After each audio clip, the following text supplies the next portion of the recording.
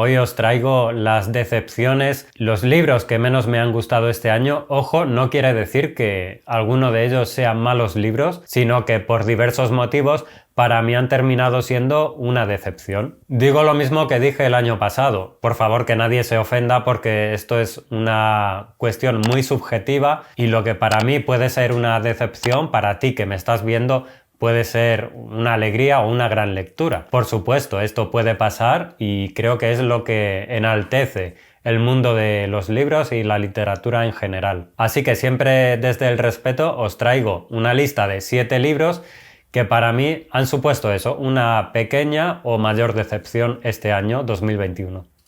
La primera decepción que os traigo es curiosamente un ensayo y es un libro que curiosamente tiene bastante buena reputación. El libro en sí se llama Como una novela y está escrito por Daniel Pennack. Aquí el autor reflexiona sobre el amor a los libros y cómo este nunca tiene que ser una imposición. Se hace hincapié en que hay que ir descubriendo este mundillo desde que somos niños, ir manteniéndolo de alguna forma durante todo nuestro crecimiento. Por supuesto, se pone énfasis en el ámbito familiar. Este libro tuvo aspectos que me gustaron, como por ejemplo cuando ahonda sobre cómo los gustos de una persona van cambiando con los años, como ese gusto lector, ¿no? Esos libros que en un principio nos interesan van dejando paso a otros según vamos cambiando nuestro propio carácter. ¿Qué es lo que me decepcionó? Pues que, salvo la forma en la que está escrito, que, como bien dice el título, intenta asemejarse más a una novela que a un ensayo, todo lo que es el contenido, todo lo que cuenta,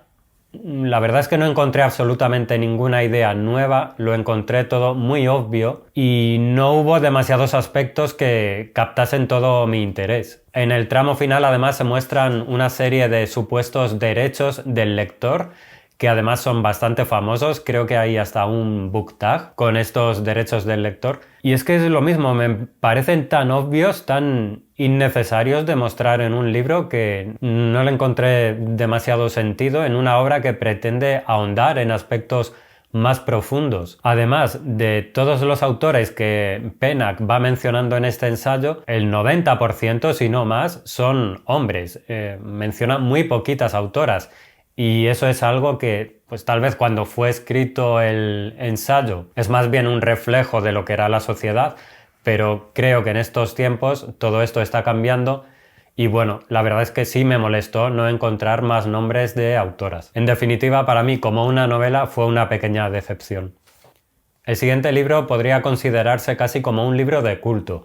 Estamos hablando de Que viva la música de Andrés Caicedo. Aquí conoceremos a María del Carmen Huerta, que es una joven que quiere alejarse de todo tipo de convención social y ella solo quiere rumba, estar de fiesta, bailando y bueno, pues desfasar un poco. Es una fiesta de la leche. Estamos en Cali, en Colombia, en los años 70 y esto es sobre todo un descenso a los infiernos que además tiene mucho, creo, de autobiográfico. Para mí fue una novela abrumadora a la que no pude seguir el ritmo y personalmente percibí cierta falta de cohesión. Y bueno, no sé si esto es tal vez un reflejo de la propia protagonista. Sí que hubo pasajes que me gustaron algunos bastante, pero otros era como que mi interés se desprendía por completo. Sí quiero destacar el final de la novela que te deja roto y es devastador y creo que es casi como una carta de despedida de Andrés Caicedo. Poco tiempo después terminó suicidándose, pero sí que es verdad que, bueno, todo el camino que tuve que seguir para llegar a ese final a mí personalmente me agotó y me dejó sin fuerzas. También tal vez por la lejanía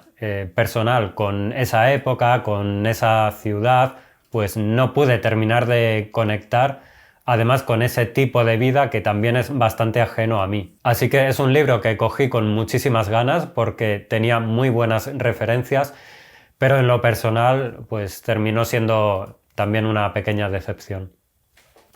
Otro libro al que le tenía muchísimas ganas es Obra Negra de la mexicana Gilma Luque. Esta novela es también, desde luego, se intuye en tintes autobiográficos. También tiene cosas que me gustaron. Bueno, para quien no sepa lo que es una obra negra, es algo así como una obra en permanente construcción, que no se termina de completar. Y tal vez es justo eso lo que me pasó con esta novela de Gilma Luque. La protagonista nos cuenta un poco su vida familiar, pero lo hace de una manera un tanto inconexa. Al principio tiene una edad, luego más adelante nos cuenta su infancia y es algo que, no sé, me descolocaba continuamente. Sí me dejó un poco con la sensación de que tal vez debería leerlo pues dentro de un tiempo para ver si mi sensación sigue siendo la misma. Más allá de que el libro no esté acabado, que creo que ese no es el problema, lo que me pasó a mí personalmente lo identifico más como un problema de conexión, de piel, ¿no? De que no terminó de pellizcarme. Y eso es algo que le pido a un libro para que conecte, para que finalmente termine gustándome.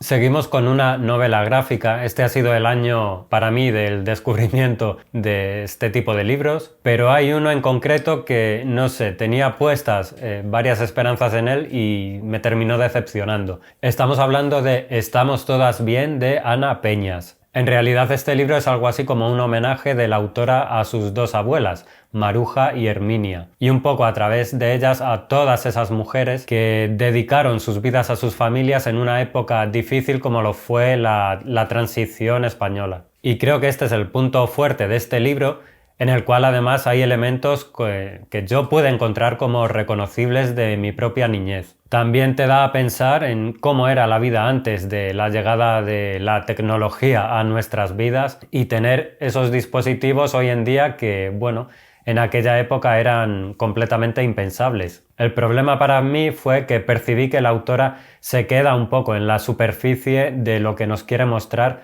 y no termina de profundizar del todo en esas historias, en esas vivencias de sus abuelas. A mi modo de ver, le falta desarrollo, le faltan más páginas y, como he dicho, extenderse más en las vidas, pues no sé si en anécdotas, bueno, mostrarnos en general más aspectos de la vida de sus abuelas. Las ilustraciones también son bastante impactantes, pero bueno, tampoco terminé de conectar del todo con ellas porque las encontraba un tanto extrañas a veces. Vuelvo a incidir en lo que he dicho al principio, esto no son más que opiniones subjetivas, mías propias, y por supuesto puede haber mucha otra gente que piense lo contrario.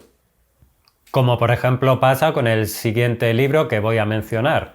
Fue una incursión que tuve en la ciencia ficción, además un libro creo bastante reconocido, de una autora que es referente de este género como Ursula K. Le Guin. Y además es un libro breve, pues le tenía muchas ganas. Me lo recomendó Rocío de Libros al Alba, a la que vuelvo a pedir perdón porque no me gustara, porque la verdad es que fue una sensación un tanto fea, ¿no? Que alguien te recomiende un libro con todo su cariño y que cuando lo leas no te guste nada. Bueno, creo que aún no he dicho el título, se trata concretamente de El nombre del mundo es bosque, y en este libro se utiliza la ciencia ficción pues para mostrar muchos aspectos de lo que es el carácter del ser humano. Es un poco una metáfora del egoísmo que tenemos, de las pocas miras, de lo poco empáticos que somos, de las ganas siempre de colonizar y de hacer nuestro lo que es de otros y del desprecio a lo que es diferente y ajeno a nosotros. Por supuesto entendí toda esta metáfora, lo que la autora nos quiere contar. Hay aspectos muy interesantes como por ejemplo que en el planeta Atse donde se desarrolla la acción son las mujeres las que se ocupan de los temas políticos, pero lo más importante para mí y lo que hace que traiga este libro a las decepciones del año es que me resultó tremendamente aburrido. No es que no haya acción, porque sí que la hay alguna batalla incluso, un tanto truculenta además, pero no sé, no sé si fue el ritmo, la verdad no sabría deciros técnicamente qué es lo que falló conmigo, pero de verdad, para ser un libro, no recuerdo si tenía como 150 páginas, es que se me hizo eterno, había días que es que no quería cogerlo, no quería seguir leyendo. Y estuve en un tris de abandonarlo. Si hubiese sido un libro más largo, de 300, 400 páginas, podríamos haber estado hablando de mi primer abandono, que ya sabéis que no abandono libros. Y ese es el problema principal que tuve, desgraciadamente. Es que recuerdo algún día que me sentía hasta mareado según iba leyendo. No sé, tuve una sensación bastante mala con esta novela. Además, también se utiliza una terminología que me producía una confusión tremenda todo el rato. Es decir, fue una experiencia para mí un tanto mala y por eso este libro está dentro de mis decepciones del 2021.